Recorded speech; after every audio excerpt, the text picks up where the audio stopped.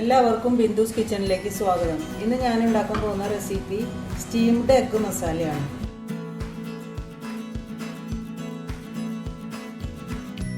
അതിലേക്കായിട്ട് നമുക്ക് ആദ്യം മസാല ഉണ്ടാക്കാം. അതിന് വേണ്ടുന്ന ഇൻഗ്രീഡിയൻസ് ഞാനൊരു 4 തക്കാളി, നല്ല പഴുത്ത തക്കാളി അരിഞ്ഞു വെച്ചിട്ടുണ്ട്.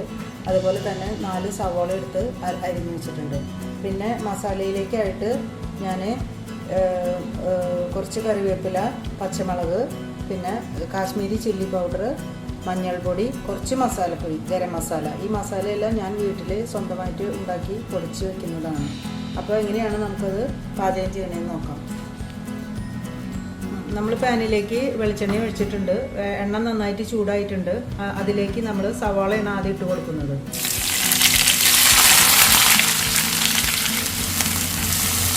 സവാള നന്നായിട്ട് ഇളക്കി യോജിപ്പിച്ച് അതിലേക്ക് ഞാനൊരു ടീസ്പൂൺ ഉപ്പിട്ട് കൊടുത്തിട്ടുണ്ട്.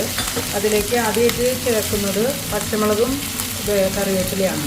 ഇതൊന്നും നന്നായിട്ട് വാടി വന്നതിന് ശേഷം മാത്രമാണ് പൊടികൾ ചേർത്ത് കൊടുക്കാൻ പാടുള്ളൂ.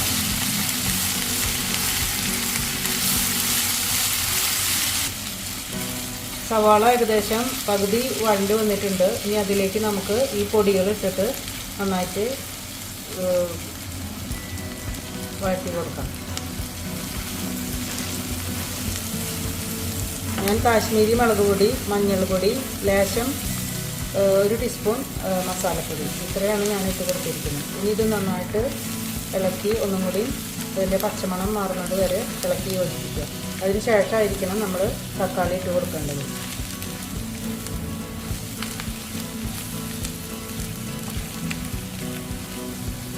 സവോള ഏകദേശം നന്നായി പാകമായിട്ടുണ്ട്. ഇനി അതിലേക്ക് നമ്മൾ തക്കാളി ചേർത്ത് കൊടുക്കണം. തക്കാളി ചേർത്ത് നന്നായിട്ട് ഇളക്കി യോജിപ്പിച്ച് നമുക്ക് അടച്ച് മൂടി വെച്ച് വേവിക്കാം.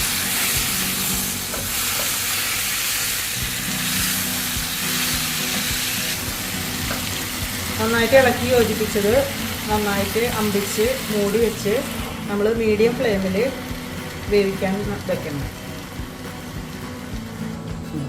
ഇനി നമുക്ക് എഗ്ഗ് സ്റ്റീം ചെയ്യുന്നതിനായിട്ട് ഞാൻ സ്റ്റീമർ ഓൺ ചെയ്തിട്ടുണ്ട്. വെള്ളം ഏകദേശം തിളച്ചിട്ടുണ്ട്.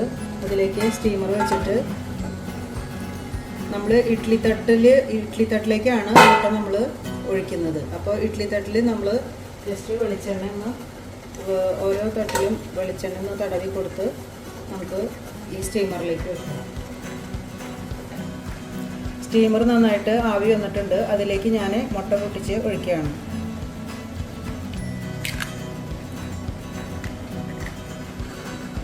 ഞാൻ 4 മുട്ടയാണ് എടുത്തിരിക്കുന്നത്. അത് സ്റ്റീമറിലേക്ക് ഇട്ടിട്ടുണ്ട്. ഇനി നമുക്ക് അടച്ചു വെച്ചിട്ട് ഒരു 10 മിനിറ്റ് നേരം വേവിച്ചെടുക്കാം.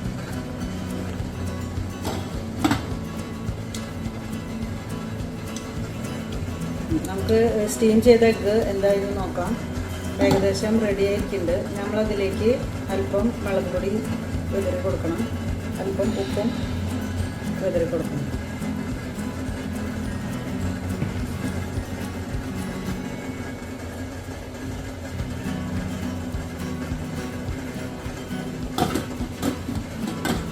വേവാനുണ്ട്. അതിൻ്റെ അടച്ച് വേവിക്കാം. നമുക്ക് തക്കാളി എന്തായി നോക്കാം. ഏകദേശം തക്കാളി റെഡി ആയിട്ടുണ്ട്. ഈ മസാല അല്പം ഉപ്പിൻ്റെ കുറവുണ്ട്. ലേശം ഉപ്പിട്ട് കൊടുക്കുകയാണ്. എന്നിട്ട് നന്നായിട്ട് ഇളക്കി യോജിപ്പിക്കുക. നന്നായി തക്കാളി എല്ലാം നന്നായിട്ട് ഉടയണം, എന്നാലാണ് അതിൻ്റെ ടേസ്റ്റ് ഉണ്ടാവുള്ളൂ. നമ്മൾ കയ്യിലുകൊണ്ട് ഒന്ന് ഉടച്ച് കൊടുക്കുക. അപ്പോൾ നല്ല ഇങ്ങനെ കുഴമ്പ് പരുവത്തിലായിരിക്കണം. ഇതാണ് അതിൻ്റെ പാകം.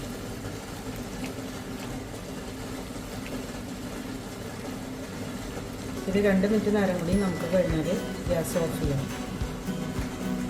അപ്പോൾ നമ്മുടെ സ്റ്റീംഡ് എഗ്ഗിൻ്റെ മസാല നന്നായിട്ട് റെഡി ആയിട്ടുണ്ട്. നമുക്കിനി സെർവിങ് ബൗളിലേക്ക് അത് പകർത്താം.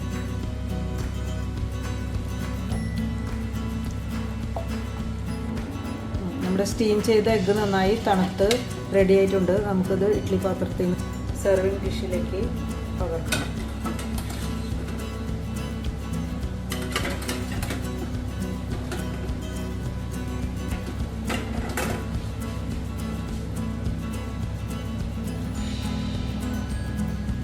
അപ്പോൾ നമ്മുടെ നല്ല ടേസ്റ്റി ആയിട്ടുള്ള സ്റ്റീംഡ് എഗ്ഗ് മസാല റെഡി. നമുക്കത് ചപ്പാത്തിക്കോ വെള്ളപ്പത്തിനോ എല്ലാം കൂടെ കഴിക്കുന്നതിന് വളരെ ടേസ്റ്റിയാണ്.